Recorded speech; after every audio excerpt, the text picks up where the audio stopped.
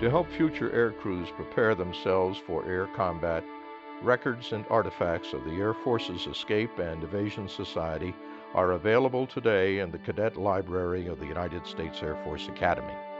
Through this collection, cadets experience vicariously the challenges faced by a flyer shot down in enemy territory. Ralph Patton, the founder and first president of the Society, tells how the group began. Afees started actually one winter night in 1953 when I received a telephone call from a chap that I had lived with for the 62 days during our evasion from Brittany in 1944.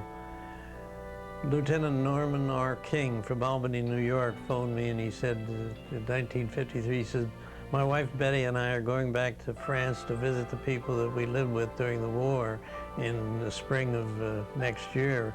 Would you and your wife Betty be interested in going along?" Well, I thought about that, but I called him back a week later. I said I had arranged. When I returned from France in '44, I had taken the money that was back pay and I had invested it in a war bond, and that war bond had matured, so I had $500. So I went to my dad and I said, "Could I borrow $500? And he said, "Sure, what are you going to do with it?" So I told him. He was very happy to lend it to me. So Betty and I, with the borrowed money and our cashed-in war bond, joined Norm King and his wife Betty, and we went back to France in 1954. Well, that visit was so successful that it stimulated us to save our nickels and dimes. We went back again in 1961. And in '61, that visit that culminated when the French leader of the underground gave me personally a list of 94 American airmen that had escaped from France the way I did.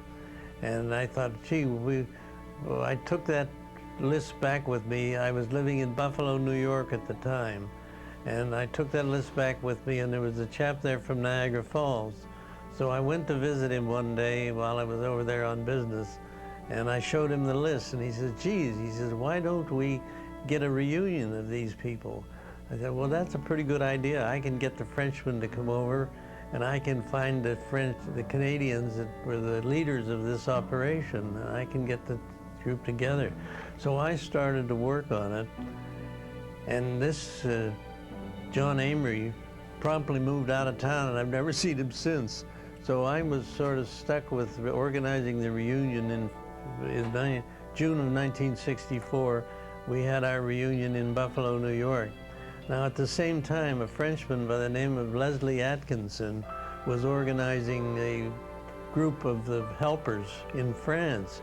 So between Leslie and I, we were able to put together a pretty good reunion of the people that I had met in France in 1961, and it led me to Lucien Dumais, who was the leader of it was a Canadian, and he was the chief of the Réseau, as they call it, which is a resistance network, and his second in command and radio operator was Raymond Labrosse, who was from Ottawa. Lucien was from Montreal. So I was able to get the two of them, who had organized the resistance network, and Mathieu Branchou, who was from Guingamp, France, and he was the leader of the resistance in that area. So, and then I found out that one of the one of the interrogators of Americans in Paris was Anita Hartman, who lived in New York at that time.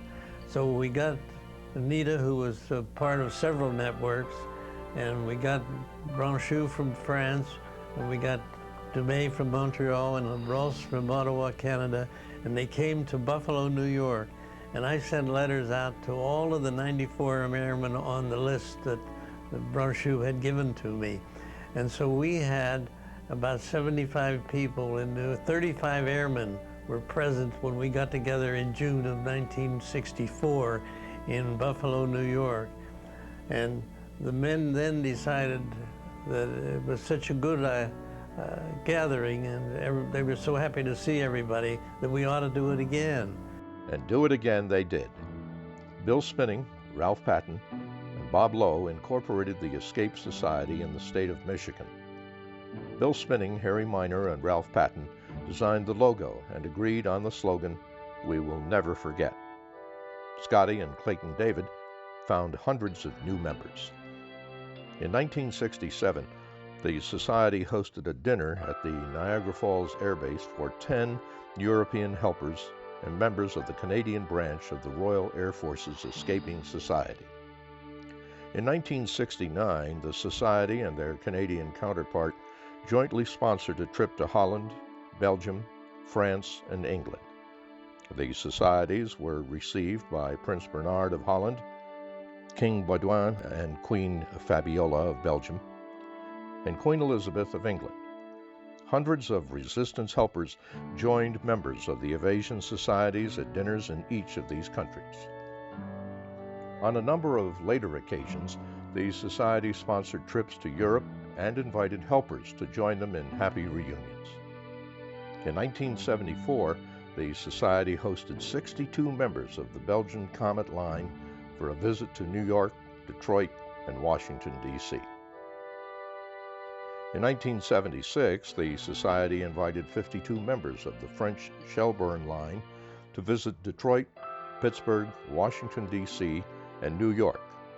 While in Washington, they were received by the French ambassador, and President Ford greeted them in the White House Rose Garden.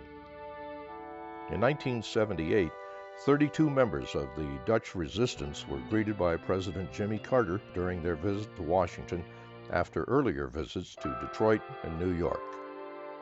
In 2004, the Society celebrated its 40th anniversary at a meeting in Valley Forge, Pennsylvania. The featured speaker was Air Force Academy graduate Lieutenant General Duncan McNabb. The reunion concluded with a visit to the New World War II Memorial in Washington, D.C. After 40 years, the Air Force's Escape and Evasion Society remained loyal to its slogan, "We will never forget the brave men and women who risked their lives to help us."